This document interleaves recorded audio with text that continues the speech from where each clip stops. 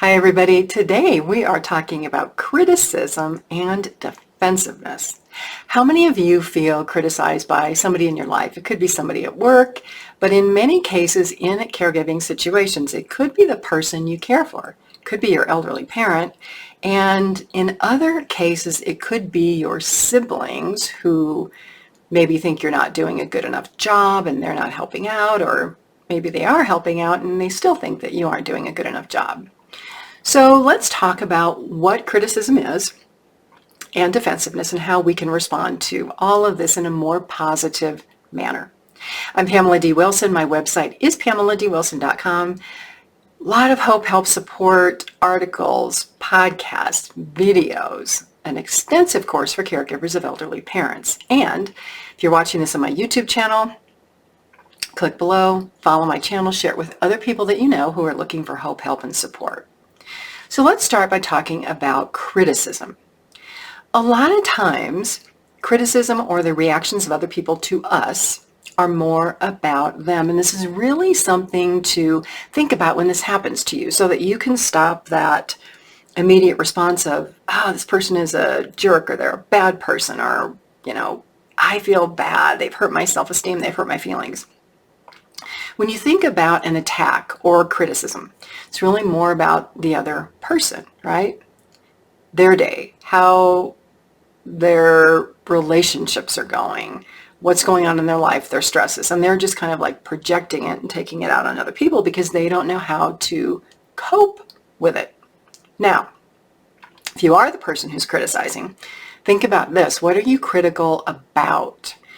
In most situations, when we criticize or attack other people, there's something in us that we don't like, that we're criticizing somebody else for.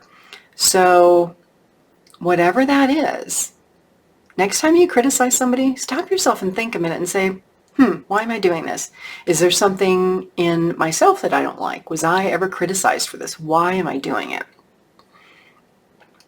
People who are critical also may have been criticized when they were young children, and maybe they feel like their opinions aren't valued, they're not valued as a person, and so they need to constantly take out their frustrations about feeling devalued or having low self-esteem on other people to make themselves feel better.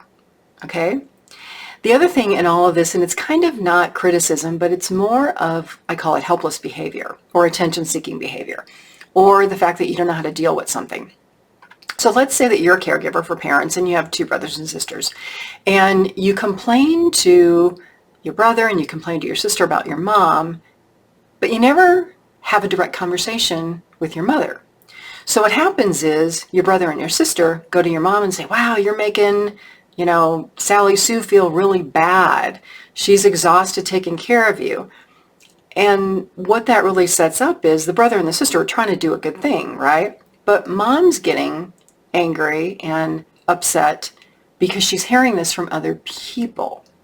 So criticism also can be disrespectful if you're not going to the person that you have concerns about. And if you're burned out and an exhausted caregiver, it's really not criticism per se. It's just that, man, the situation is so hard on me. I don't know how to deal with it. Mom, I can't do this anymore. Not critical, but you're expressing your frustrations, which sometimes can come out as criticism. So when these things happen, let's say that you're at the receiving end of criticism. Again, it's stopping and thinking, is this about them or is this about me? Did I have any part in this? Really listen before you say anything, because if someone is criticizing you and they're attacking you and you attack back, it's only going to get worse, right? It's not going to go to a place of like resolution or calm. You're just going to get crazy and upset. Focus on the facts of the situation, and always, always, always try to communicate in person if you're following up. So like in person, like you're talking to someone or on the phone. No emails, no text messages, no voicemails. Don't do that. That's not the direct way to do it.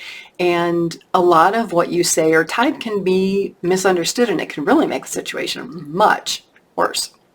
And realize that criticizing somebody is not going to change their behavior. So criticism of a parent could be, you don't exercise, you don't take your meds, you're not bathing, you're forgetting to do all this. Well, that's not going to make mom or dad want to do those things. It's going to have the opposite effect. And they're probably not going to like you very much that day. So let's talk about defensiveness, which can be a response to criticism. So somebody criticizes you and says, oh, you're doing a really horrible job taking care of mom and dad. You're a bad person. And you respond and say, well, if you would do more, then I wouldn't have to do everything that I'm doing. Well, that really doesn't help the situation either, because it attacks back. And it could also include reverse blame. So you're being attacked, but you're going to blame somebody else for not doing something or something along those lines, right? So how do you kind of work through criticism and defensiveness if you know somebody has those tendencies and you want to talk about it? So you want to break the ice. You could step in and say, hey, you know what? I felt really criticized the other day and I want to have a conversation with you about this. I don't want you to feel criticized. I don't want to make you feel defensive, because that's not what this conversation is about. I want to figure out how we can work this out together in a positive way, but I want to be able to tell you how I feel without you feeling criticized or attacked. Do you think we can do that? Okay? And when you do that, there are words that you have to avoid, like you always do this, or you never do this, or you. Make it about you, which is me, which is I. I feel this way. I don't want to do this. I'm having a hard time with this. So that it's less difficult for the person on the other end to kind of come over to your side to be able to understand what's going on. So caregiving is hard regardless, because there can be a lot of criticism and a lot of blame, but a lot of times it comes from insecurity or guilt, or feeling that we're not doing a good enough job, or being criticized ourselves. So there's a lot of self-esteem and confidence and emotional issues in all of this.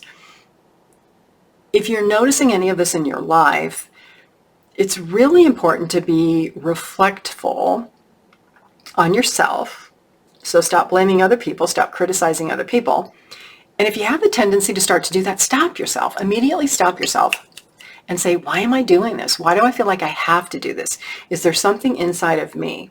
Because the more that you become insightful about the way that you think and your responses and your habits, the easier it is to get rid of all of this out of your life. Wouldn't it be amazing to have a world where we feel that we never had to criticize other people, and that we felt like we were valued, and that we all work together?